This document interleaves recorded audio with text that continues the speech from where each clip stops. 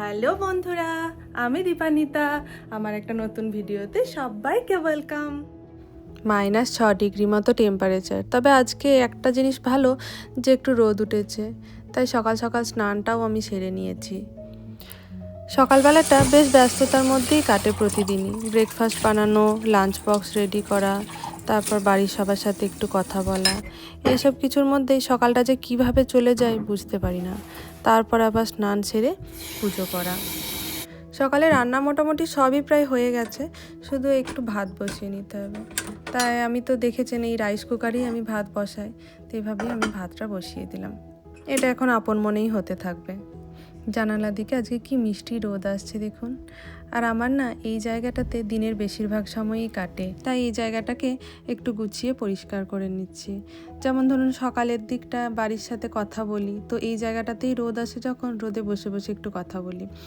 আবার কখনো একটু মুভি দেখতে ইচ্ছে করলো, তো সামনে টিভিটা চালিয়ে দিয়ে তো এখানটাতে বসে বসেই আমার বেশ মুভিও দেখা হয়। আবার কোনো ভালো গল্প পেলে গল্পের বই পড়া, আবার গেম খেলা, এই সব কিছুই এখানটার মধ্যেই হয়।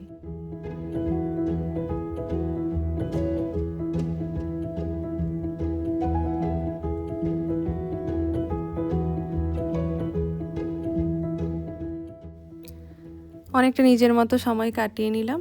ওদিকে ভাতটাও হয়ে গেছে, বাকি খাবারগুলো সাজিয়ে নিয়ে চলে এলাম। লাঞ্চ একা করলেও যে সাজিয়ে খাবো না সেটা নয়, আমার একটু সাজিয়ে গুছিয়ে খেতেই বেশ ভালো লাগে। তাই স্যালাড, শাক ভাজা, আলু উচ্ছে ভাজা, এদিকে কুমড়ো, পুঁই শাক, ডিম কষা, এই সব কিছু দিয়ে সাজিয়ে নিয়ে এসেছি।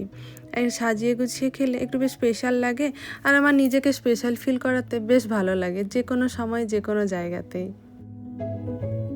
খাওয়ার পরে একটু রেস্ট নিলাম, দিয়ে এখন দেখছি বেশ বিকেল হয়েই এসেছে। আজ সন্ধেবেলায় যাব এক আমেরিকান বন্ধুর বাড়িতে। এই বন্ধুটা বিশ্বজিতের ল্যাবেরই বন্ধু।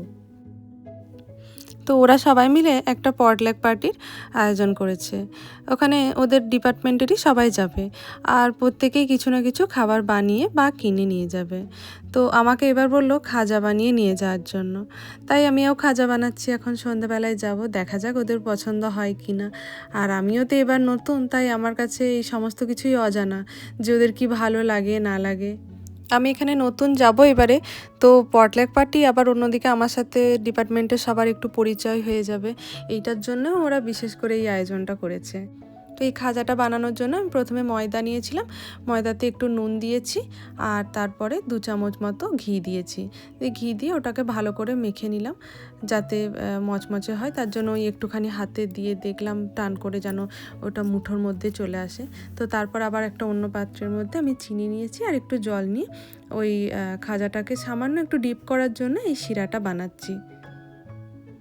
এদিকে প্রায় শিরাটা রেডি হয়ে গেছে, আর অন্যদিকে যে ময়দার যে ডোটা ছিল ওটার থেকে এরকম ছোট ছোট করে নিচ্ছি, দিয়ে তারপরে এটা দিয়ে রুটি বানিয়ে নেব। এরকম এই লেচিগুলো যেগুলো আছে এগুলোর থেকে আমি 5টা মতো রুটি বানিয়ে নেব।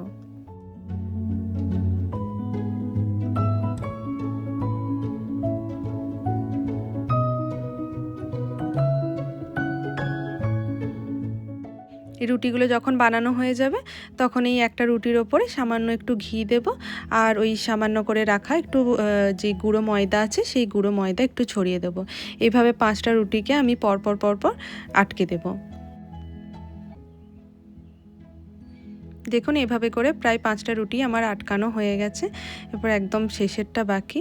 এটা যখনই হয়ে যাবে তখনই ওপর থেকে আরও একটুখানি ঘি দিয়ে আর একটু ময়দা ছড়িয়ে এটাকে গোল করে নিয়ে এরকম করে হাতে করে পাকিয়ে এটাকে টুকরো টুকরো করে ছুরি দিয়ে কেটে নেব।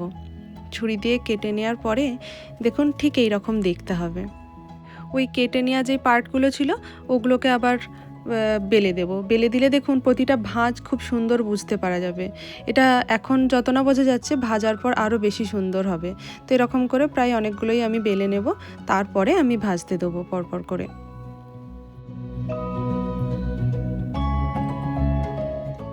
অন্যদিকে সমস্ত খাজাগুলো আমি বেলে নিলাম, এরপর ওগুলোকে গরম তেলের মধ্যে দিয়ে ভেজে নেব। তেলটা গরম হয়ে আসার পরে ওগুলোকে দিতে হবে পরপর, তাহলে খুব সুন্দরভাবে ভাজা যাবে। আর যে প্রতিটা পার্ট ছিল, যে একটার পর একটা ওই 5টা লুচির মতো করে বানিয়ে সেগুলো দিয়েছিলাম, ওগুলো আস্তে আস্তে খুলবে দেখুন। খাজাগুলোকে আমি বেশ কড়া করেই ভেজে নিয়েছি। এরপর যেই শিরাটা বানিয়ে রেখেছিলাম সেই শিরার মধ্যে একটু সামান্য করে ডিপ করব, আর ডিপ করেই তুলে নেব। তাহলেই মোটামুটি এটা খুব বেশি মিষ্টিও হবে না, আবার ন্যাদন্যাদে টাইপের সেটাও হয়ে যাবে না, বেশ ক্রাঞ্চি একটা ভাব থাকবে। দেখুন, আপনাদের সাথে কথা বলতে বলতে আমার এদিকে এগুলো প্রায় বানানো হয়ে গেছে। কেমন হয়েছে সেটা কমেন্ট করে কিন্তু সবাই জানাবেন। এবার আবার রেডি হয়ে কিন্তু বেরোতে হবে।